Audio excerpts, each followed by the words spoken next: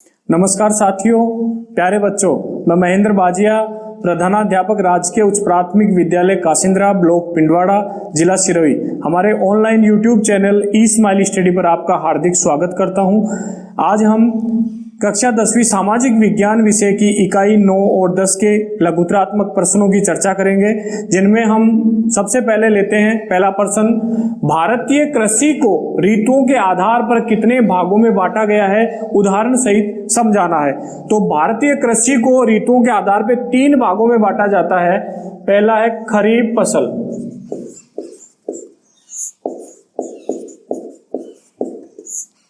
इसमें बाजरा व कपास, 2 उदाहरण ले रहे हैं, बाकी मूंगफली मक्का वगैरह भी है। दूसरा उदाहरण है रबी फसल।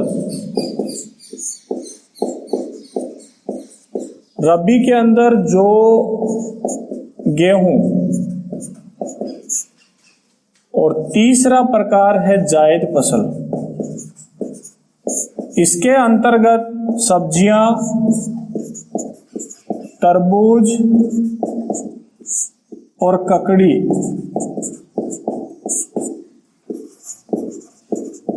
आदि फसलें उगाई जाती हैं। तो भारतीय कृषि को ऋतुओं के आधार पर 3 भागों में बांटा, खरीफ फसल, रबी फसल और जायद फसल।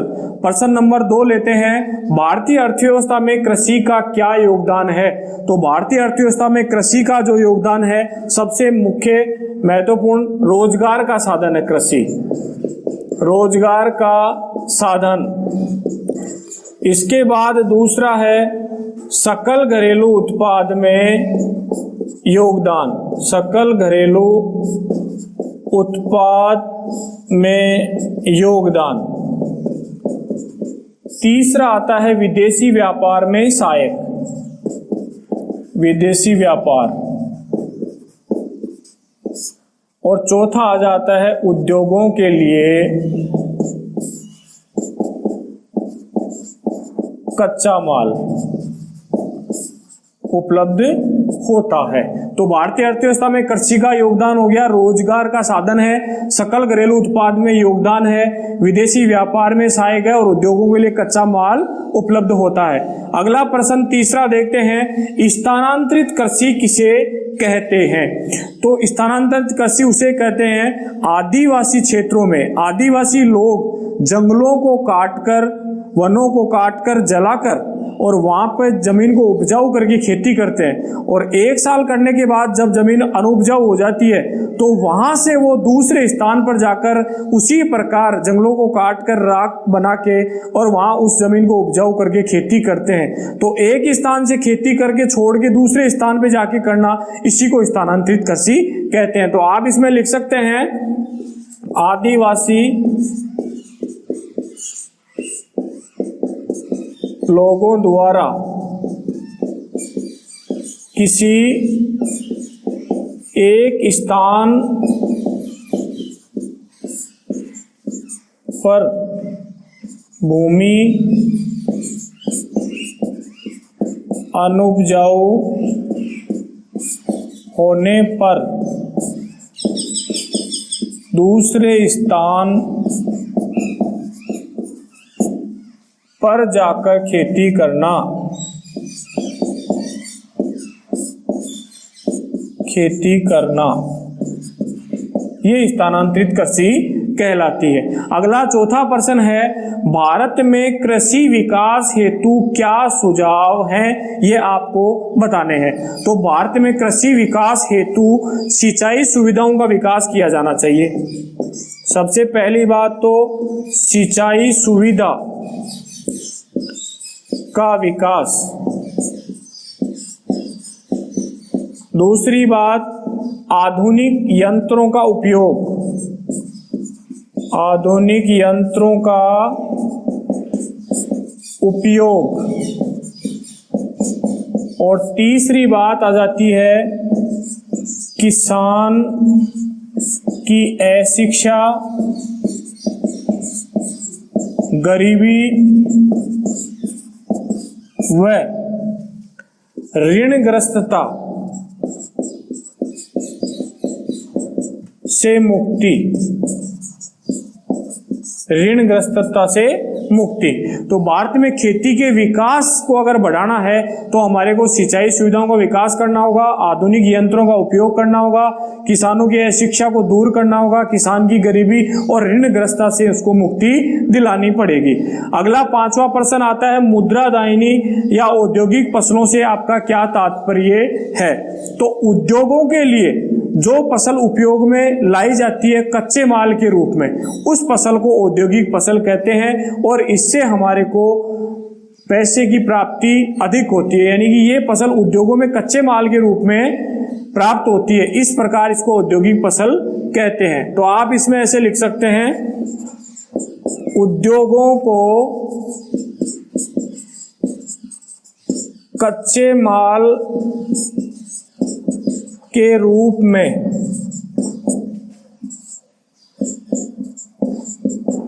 फसलों का उत्पादन किया जाता है, इसे औद्योगिक फसल कहते हैं। अगला प्रश्न है छठा, किन्हीं 4 बागाती फसलों के उदाहरण बताइए। तो 4 प्रमुख बागाती फसल हैं, चाय, कॉफी,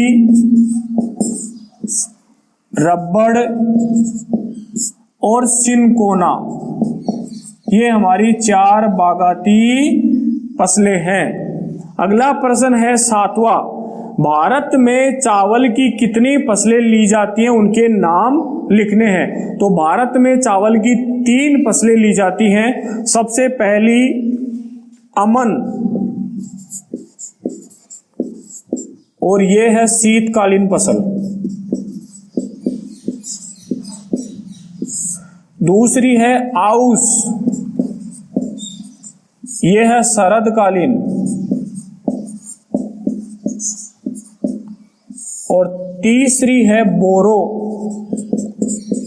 और ये है ग्रीष्मकालीन। ये 3 प्रमुख चावल की फसलें भारत में उगाई जाती हैं।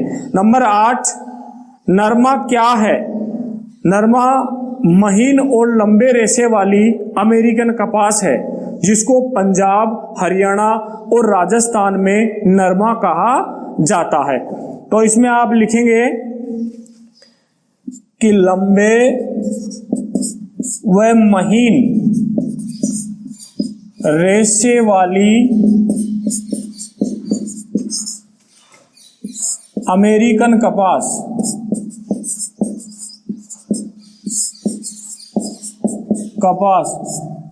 जिसको पंजाब, हरियाणा व राजस्थान में नरमा कहा जाता है।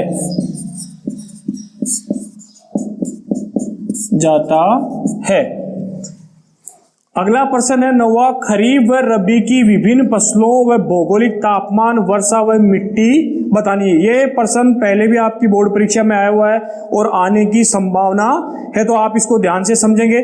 सबसे पहले हम फसलें लिखते हैं, खरीफ की फसल, और यहां पे लिखेंगे रबी की फसल, रबी फसल, और ये हो गई खरीफ फसल। तो खरीफ के अंदर फसलें आती हैं बाजरा, कपास, मक्का, चावल, मूंगफली। इसी प्रकार रबी फसलों में गेहूं, जौ, चना और सरसों। ये हो गई हमारी खरीफ और रबी की फसलें। अब इनका तापमान देखना है, तो खरीफ की फसल का तापमान होता है, तापमान 10 सेंटीग्रेड से 25 सेंटीग्रेड, और इसी प्रकार रबी का जो तापमान है वो होता है 18 सेंटीग्रेड से 28 सेंटीग्रेड तक तापमान हो गया इन फसलों का, खरीफ और रबी। अब वर्षा, तो वर्षा खरीफ की फसल के लिए 100 सेंटीमीटर से अधिक, 100 सेंटीमीटर से अधिक। और इसी प्रकार रबी फसल के लिए होती है 25 सेंटीमीटर से 75 सेंटीमीटर, 75 सेंटीमीटर तक होती है। अब दोनों फसलों की मिट्टी, तो खरीफ फसल के लिए मिट्टी चिकनी, दोमट व काली मिट्टी, ये तो हमारी खरीफ फसल के लिए मिट्टी की आवश्यकता है। और रबी फसल के लिए हमारे को हल्की चिकनी व दोमट मिट्टी की आवश्यकता है। एक बार इसको खरीफ और रबी फसल को विवरण को वापस देख लें एक बार सारणी में। खरीफ फसल है बाजरा, कपास, मक्का, चावल, मूंगफली। इसी प्रकार रबी फसल में गेहूं, जौ, चना, सरसों। खरीफ फसल के तापमान की जो आवश्यकता होती है वो है 10 सेंटीग्रेड से 25 सेंटीग्रेड, और रबी फसल के लिए तापमान 18 सेंटीग्रेड से 28 सेंटीग्रेड। खरीफ फसलों के लिए वर्षा की जो आवश्यकता है वो 100 सेंटीमीटर से अधिक, और रबी फसल के लिए 25 से 75 सेंटीमीटर तक की आवश्यकता है। और खरीफ फसलों में मिट्टी होती है चिकनी, दोमट और काली मिट्टी, और इसी प्रकार रबी फसल के लिए हल्की चिकनी व दोमट मिट्टी की आवश्यकता है। अब अगली इकाई 10 लेते हैं। अब हम अगली इकाई 10 के लघुत्तरात्मक प्रश्नों की चर्चा करते हैं, जिनमें सबसे पहला प्रश्न है, भारत में पेट्रोलियम पदार्थ उत्पादित करने वाले प्रमुख राज्य कौन कौन से हैं? तो भारत में पेट्रोलियम पदार्थ उत्पादित करने वाले राज्य हैं महाराष्ट्र, असम, गुजरात व राजस्थान। ये पेट्रोलियम पदार्थ उत्पादित करने वाले प्रमुख राज्य हैं। दूसरा प्रश्न है, खनिज किसे कहते हैं? तो खनिज का है खनन क्रिया द्वारा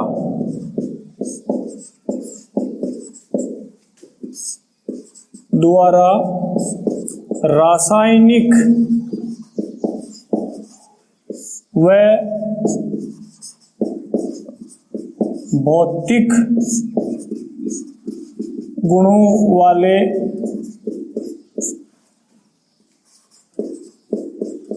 पदार्थों को निकाला जाता है।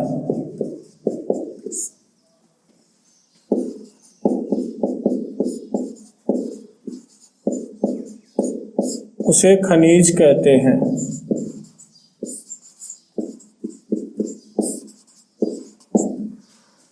खनिज मुख्य रूप से भूमि से खनन क्रिया करके रासायनिक और भौतिक गुणों वाले पदार्थों को निकाला जाता है, खनिज कहलाते हैं।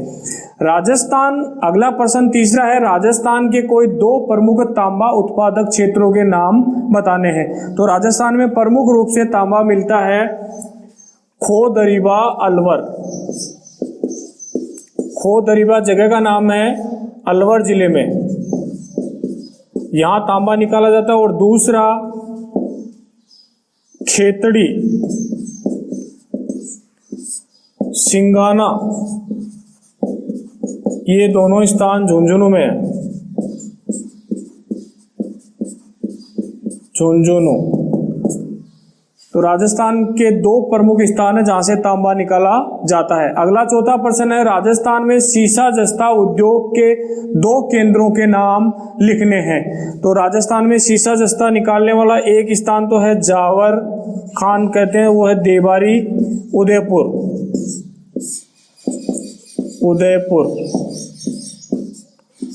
और दूसरा स्थान है चंदेरिया, चित्तौड़गढ़ जिले में। ये हमारे 2 प्रमुख सीसा जस्ता उद्योग के केंद्र हैं। अगला 5वां प्रश्न है, राजस्थान में मैग्नीशियम सल्फेट तथा सोडियम सल्फेट के कारखाने कहाँ स्थित हैं? तो मैग्नीशियम जो सल्फेट है उसका कारखाना तो है पचपदरा, बाड़मेर। और दूसरा जो सोडियम सल्फेट है इसका कारखाना है डीडवाना, नागौर। ये हमारे मैग्नीशियम सल्फेट और सोडियम सल्फेट के कारखाने हैं। अगला छठा प्रश्न है, धात्विक खनिजों को कितने भागों में बांटा गया है, नाम लिखो। तो धात्विक खनिजों को हम 2 भागों में बांटते हैं। पहला है लौह धातु,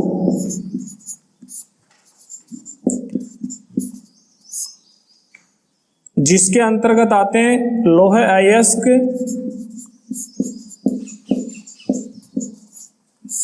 पाइराइट व टंगस्टन,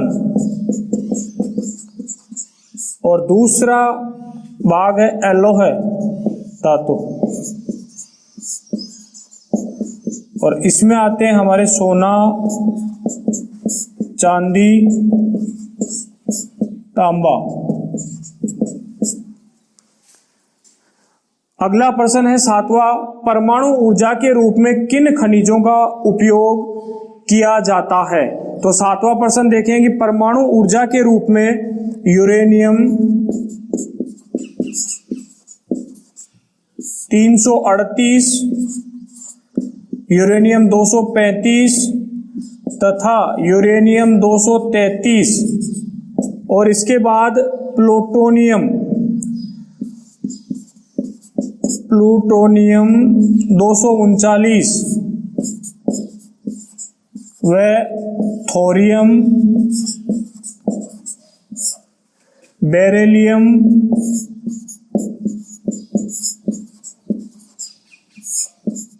जिरकन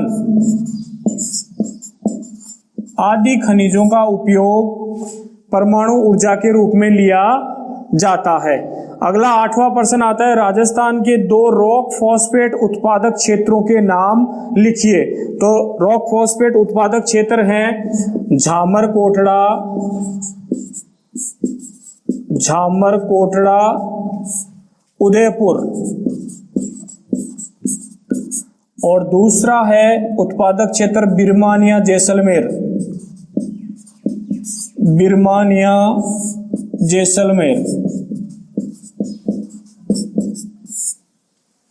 ये हमारे इकाई 10 से महत्वपूर्ण प्रश्न हो गए।